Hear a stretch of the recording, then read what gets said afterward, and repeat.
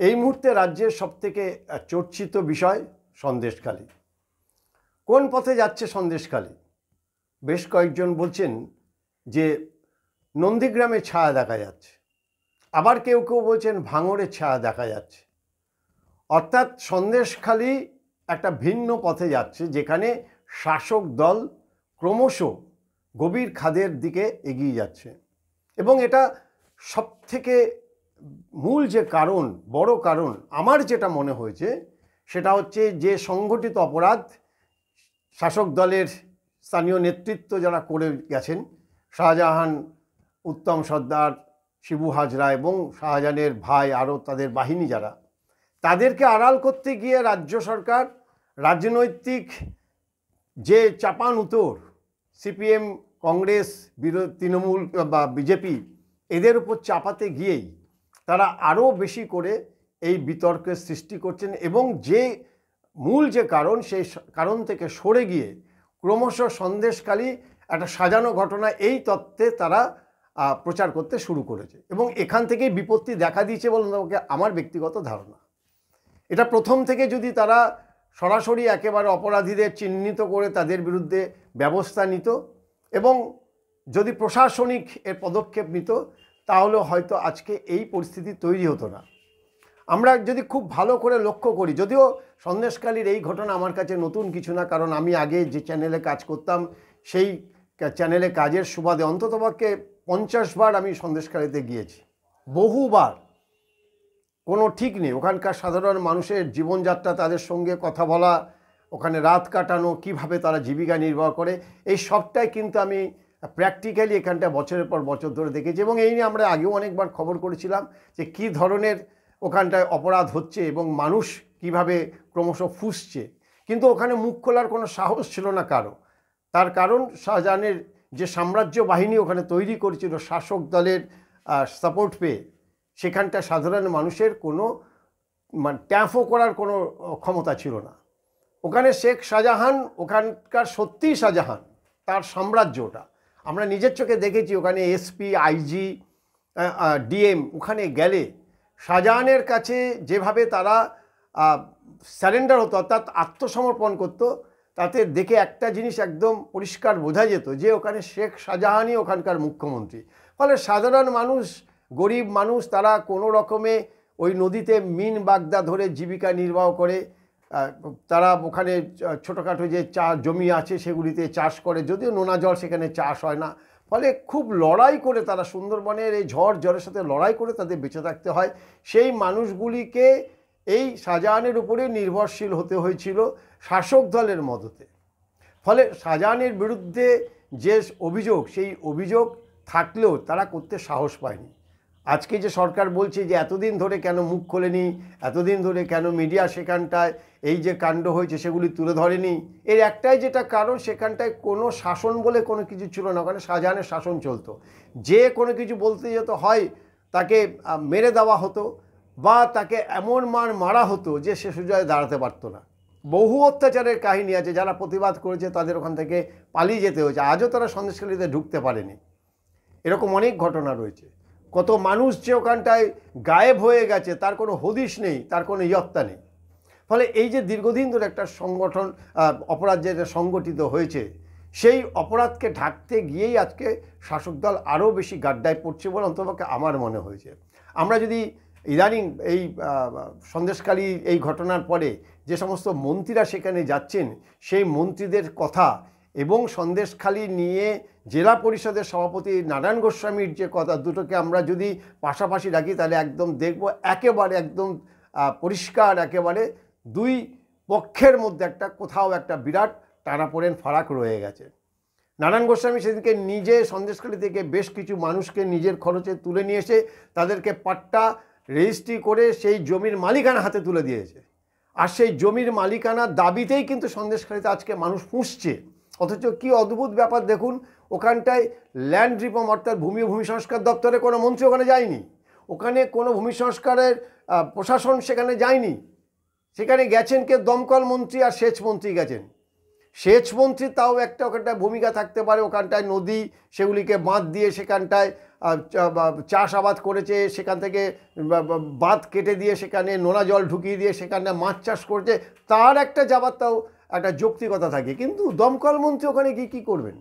যে নিজের কলকাতাতে আগুন লাগলে তিনি ঠিকমতো সামাল দিতে পারেন না, তিনি সন্দেশখালিতে কী কারণে তাকে পাঠানো হচ্ছে এখনও পর্যন্ত আমার এই ছোট মস্তিষ্কে আসেনি।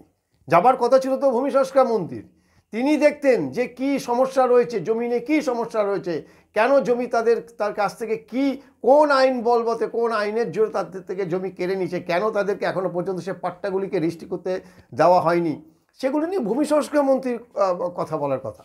কিন্তু তা না করে সেখানে সেচ মন্ত্রী আর দমকল মন্ত্রীকে পাঠিয়ে বসে আছে। মানে এই দলটার আসলে বলে না যে বিনাশকালে বুদ্ধিনাশ, চাপে পড়ে এমন অবস্থায় গেছে কোনটা ঠিক কোনটা ভুল, কোনটা করলে সঠিকভাবে এগোনো যাবে, সে সমস্তটাই গুলিয়ে ফেলেছে। আর তার মধ্যে হয়ে গেছে পুলিশের প্রতি মানুষের যে ক্ষোভ, সেই ক্ষোভের বহিঃপ্রকাশ ঘটছে কিন্তু সন্দেশকারীতে প্রতি মুহূর্তে ঘটছে এটা। এবং আমরা যদি তাকিয়ে দেখি যে এই তাদের যে মূল দাবি শাহজাহানকে গ্রেপ্তার করতে হবে, এই গ্রেপ্তার প্রসঙ্গে পার্থভূমির সেচমন্ত্রী কি বলেছেন আমরা একটুখানি আগে শুনে নিই, পরে আমরা আসছি। যে শিবু এবং উত্তমেরটা রাজ্য পুলিশের আন্ডারে শাহজাহানের বিরুদ্ধে কেস করেছিল এবং হাইকোর্টে একটা হলফনামা ছিল যেন শাহজাহানের ব্যাপারে রাজ্য পুলিশ কোনো হস্তক্ষেপ না করে। আমাদের নেতা সাংসদ অভিষেক বন্দ্যোপাধ্যায় তিনি বলেছেন কলকাতা হাইকোর্ট যদি নির্দেশ দেয় 10 দিনের মধ্যে রাজ্য পুলিশ নিশ্চয়ই ব্যবস্থা নেবে। অর্থাৎ আমাদের দলের স্ট্যান্ড পয়েন্ট খুব ক্লিয়ার। শুনলেন কি অদ্ভুত যুক্তি? যদি আদালত এখানে নির্দেশ দেয় তাহলে রাজ্য সরকার 10 দিনের মধ্যে গ্রেপ্তার করবে। আদালতের নির্দেশ রয়েছে যে ইডি এবং সিবিআই এর তদন্ত করবে, রাজ্য সরকার হস্তক্ষেপ করবে না, তাই নাকি শাহজাহানকে তারা গ্রেপ্তার করতে পারছে না। আচ্ছা পার্থবাবু, আপনাকে অত্যন্ত বিনয়ের সঙ্গে একটা প্রশ্ন করতে চাই। এই ইডি পর্ব সিবিআই পর্ব এ তো মাত্র 2 মাসও হয়নি, তার আগে পর্যন্ত শেখ শাহজাহানের যে কীর্তিকলাপ সেটা কি আপনাদের অজানা ছিল পার্থবাবু? আপনি সেচমন্ত্রী হওয়ার পরে শাহজাহানের সঙ্গে আপনি এক লঞ্চে করে সন্দেশখালি ঘুরেছেন, তার আই উইটনেস আমি তখন ওই চ্যানেলে ছিলাম। আপনি ঘুরেছেন শেখ শাহজাহানের সাথে, সেচ নিয়ে আপনি সেখানটায় পরিকল্পনা নিয়েছেন, অনেক পদক্ষেপ নিয়েছেন, আপনি ইতিবাচক পদক্ষেপ ছিল, কিন্তু আপনি ঘুরেছেন।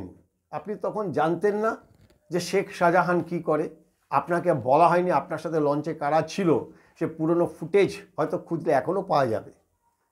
ফলে এইভাবে শাক দিয়ে মাছ ঢেকে কি কোনো লাভ আছে পার্থবাবু? যেটা অন্যায় হয়েছে, অন্যায়কে তো মুক্তকণ্ঠে স্বীকার করুন। হ্যাঁ, শাহজাহান অন্যায় করেছে, তা আপনারাও সাহস পাননি তাকে ধরতে, তার কারণ তার মাথায় যে হাত অনেক উঁচুতে রয়েছে, সেই মাথায় হাত। এই কারণেই তো রাজ্যের মন্ত্রী সিদ্দিকুল্লাহকে যখন আক্রমণ করা হয়েছিল সন্দেশখালিতে, সেই সময় সরবেরিয়াতে ঢুকতে দেওয়া হয়নি তাকে। তার অপরাধ ছিল সে ত্রাণ নিয়ে গেছিল। ত্রাণ সন্দেশখালিতে বাইরের কারোর কোনো অধিকার নেই ঢোকার ওখানে। আমরাও গিয়েছি, ত্রাণ নিয়ে গিয়েছি, আমাদের ঢুকতে দেওয়া হয়নি, ধামাকালি থেকে লঞ্চে করে তুলে দিতে হয়েছে। শেখ শাহজাহানের লোকরা সেগুলি নিয়ে নিয়েছে, তারাই বিলি করবে। এটা আমি না, আমার মতো যারা সন্দেশখালিতে কখনো কোনো দুর্বিপাকে তারা ত্রাণ নিয়ে গেছে, প্রত্যেকেরই একই অভিজ্ঞতা। কেন? সন্দেশখালি তো শেখ শাহজাহানের পৈতৃক সম্পত্তি না, পৈতৃক ভিটে না ওটা। গোটা সন্দেশখালি দ্বীপটাই কি শেখ শাহজাহানের? সিদ্দিকুল্লাহ মশাই ওখানে দাঁড়িয়ে ফোনে যে কথা বলেছিল সেগুলো তো আমাদের অন রেকর্ড রয়েছে। সরাসরি অভিযোগ করেছিল একেবারে শীর্ষ পুলিশ কর্তা মুখ্যমন্ত্রীর কাছে, স্বরাষ্ট্র দপ্তরে। তারপরেও শেখ শাহজাহানের বিরুদ্ধে আপনারা বিন্দুমাত্র ব্যবস্থা নিয়েছেন। একের পর এক মানুষ ওখানে খুন হয়েছে, শেখ শাহজাহানের নাম বাদ দিয়ে দিয়েছে। ভাঙাবাড়িতে যে হয়েছিল, ভাঙাবেড়িয়াতে 4 জনকে খুন করা হয়েছিল, গুলি করে টেনে নিয়ে বাড়ির থেকে খুন করা হয়েছিল। তাতে শাহজাহানের নাম ছিল, পরবর্তীকালে যখন দেখা গেল চার্জশিট দিল, শাহজাহানের নাম অদ্ভুতভাবে বাতিল হয়ে গেছে, সেখান থেকে বাদ দিয়ে দেওয়া হয়েছে। তা এই ঘটনা তো আজকের নয়, এটা বারবার করে ঘটেছে। আর জিরো টলারেন্সের কথা বলছেন, তৃণমূল কংগ্রেস জিরো টলারেন্স। আপনি পার্থ চ্যাটার্জির কথা বললেন, পার্থ চ্যাটার্জিকে ঝেড়ে ফেলেছেন, অনুব্রত মণ্ডলকে কি ঝেড়ে ফেলতে পেরেছেন? জ্যোতিপ্রিয় মল্লিককে ঝেড়ে ফেলতে পেরেছেন? হ্যাঁ, তার মন্ত্রিত্বের কাছে তিনি এখনও তৃণমূল কংগ্রেসের। আপনারা কোথাও বলেননি যে তাদের দল থেকে বহিষ্কার করা হলো, সাসপেন্ড করা হলো, কোথাও কখনো বলেননি। পার্থ চ্যাটার্জিকে যত সহজে পেরেছেন সে তো রাজনৈতিক অঙ্গে ফেলে দিয়েছেন আপনি। তার জন্য পার্থ চ্যাটার্জিকে ঝেড়ে ফেলে দিয়েছেন, দল তার পাশ থেকে সরে গেছে। কিন্তু অনুব্রত মণ্ডল, মানিক ভট্টাচার্য, আপনার জ্যোতিপ্রিয় মল্লিক, এদের পাশ থেকে কি আপনারা সরে গেছেন? এদেরকে তো এখনও দলের সম্পদ বলে আপনারা ঘোষণা করেন, এখনও অনুব্রত মণ্ডলকে বীরভূমের প্রধান দায়িত্বে রেখেছেন। ফলে এইসব লোক হাসানো কথা বলে শুধু শুধু নিজেদেরকে ছোটো কেন করতে যাচ্ছেন? আপনারা তো মানুষের আশীর্বাদ নিয়ে ক্ষমতায় এসছেন, মানুষের রায় নিয়ে এসছেন। মানুষের রায়টাকে মাথায় রেখে তাদের সম্মান দিন, তাদের ক্ষোভের কথা শুনুন। আর আপনি একজন মায়ের অভিব্যক্তির কথা বলছেন, যে তিনি বলছেন তাদের উপরে শারীরিক অত্যাচার হয়নি, মানসিক নির্যাতন হয়েছে। আমি আপনাকে একটা ফুটেজ দেখাচ্ছি পার্থবাবু, আপনি শুনুন, দেখুন ওই মায়ের অভিব্যক্তি কি, পুলিশকে কিভাবে সেই মা আক্রমণ করেছে। কতটা তার জ্বালা থাকলে, মনে কতটা জ্বালা থাকলে একটা মা এইভাবে অভিব্যক্তি দেখায়। তার সন্তান পরীক্ষা দিতে পারেনি উচ্চ মাধ্যমিক, কী অপরাধ ছিল তার, কি বলছে শুনুন পার্থবাবু। আপনারা যারা দর্শক এই বাংলার খবরে, তারা শুনুন সে মায়ের অভিব্যক্তি কি।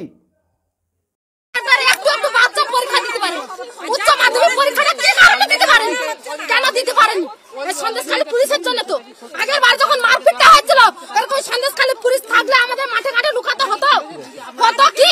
এই এক বছর বাচ্চাটা পরীক্ষা পিছিয়ে গেছে, কে তাই হবে? ডেট বলুন, আমার লিখে নেই, বলুন এই ডেটে সালাম শেখ অ্যারেস্ট হবে। কেন বলতে পারবেন না? কেন বলতে পারবেন না? কেন বলছেন এখানে ঝামেলা হচ্ছে বলে আপনারা এখানে চুপ করতে বলতে পারছেন? সাধারণ কথায় আপনারা খুঁজতে পাচ্ছেন না?